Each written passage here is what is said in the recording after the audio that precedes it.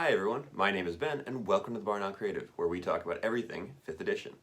Today I want to talk about a little something that every Dungeon Master has to deal with every single time they prepare for and get ready to play the game, setting a DC. Now in case you're not 100% sure what a DC is, let me lay it out for you. A DC is a set number against which an ability score or saving throw needs to meet or beat in order to be considered successful. If you look at certain monster stat blocks with effects in them, they have DCs built in. Like an Ancient Red Dragon's Fire Breath requires a DC 24 dexterity saving throw. Honestly, usually saving throw DCs are pretty cut and dry. There's almost always an equation somewhere in the books to figure out what they should be. The most obvious example being a spell save DC, where it's 8 plus your proficiency bonus plus your spellcasting ability modifier. There you go. What I want to focus more in on is setting a DC for an ability check. More specifically, how a certain character's background might influence that DC. Now if you go to chapter 8 of the Dungeon Master's Guide, they've got this whole section on DCs and how to set them. There's this helpful table for what each level of difficulty should look like, awarding advantage versus disadvantage, adding proficiency, and automatic success versus dice rolls.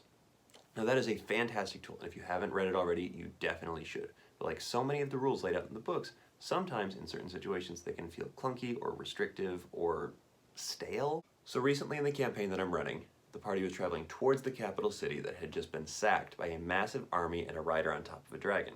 Now, they were still about a day and a half worth of travel out, but they wanted to play it safe and camp somewhere off the road a ways, so they were sort of out of sight. So I asked for a survival check to try and find a campsite that would somewhat hide them in this open field, which both the Blood Hunter and the Ranger jumped up to make as they're both proficient with the skill. Now, I told them that either they could each make one, or one could help the other and give that one advantage. There was a small argument that broke out about who would do it, so they both ended up making one, and the Ranger rolled well. Now, the Blood Hunter is playing using the older version of the class, so their Wisdom is actually one of their better scores, and their Survival modifier at +8 is ultimately better than the Ranger's at +6. After the check was made and they all settled in for the night, they got back into it a little bit, and the Blood Hunter was wondering why they weren't the obvious choice to make it with their higher modifier. And that is when I realized what I had been doing unconsciously in setting these DCs. I paused the game because they were headed into a night's rest that would ultimately be uneventful, and I wanted to explain to them what I had just realized about the way that I set DCs in the moment. I let the characters that they build inform what the DC is going to be. It's a little system that I unconsciously laid on top of the ones set out in the Dungeon Master's Guide. The way it works is you essentially make a spur-of-the-moment judgment call. After all, you're the DM, it's kind of a big part of the job.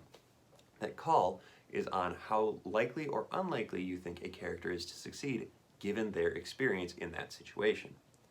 From there, you take your DC and you add a modifier ranging from -3 to +3 based on the severity of their experience and how you think it would inform their success chance in this situation. Now, in the case of my party camping, I decided to set the DC at about 17. However, the Blood Hunter had just left their home on a mountainous island for the first time, so setting up a hidden camp in a mostly open field was going to be particularly difficult. Conversely, the Ranger had grown up in the capital city that has just been sacked a little over a day's away, and has spent their entire life traveling and camping in the area, making them much more likely to be able to figure this one out quickly and easily. In this situation, the DMG suggests that I award advantage to the player with the narrative edge, but that feels wrong to me, because if I am awarding advantage to the Ranger with or without the Blood Hunter's involvement, I am telling the Blood Hunter that they are being useless in that situation, and that's not true. Sure, they didn't end up being the one to find the right spot, but that doesn't mean that they couldn't have.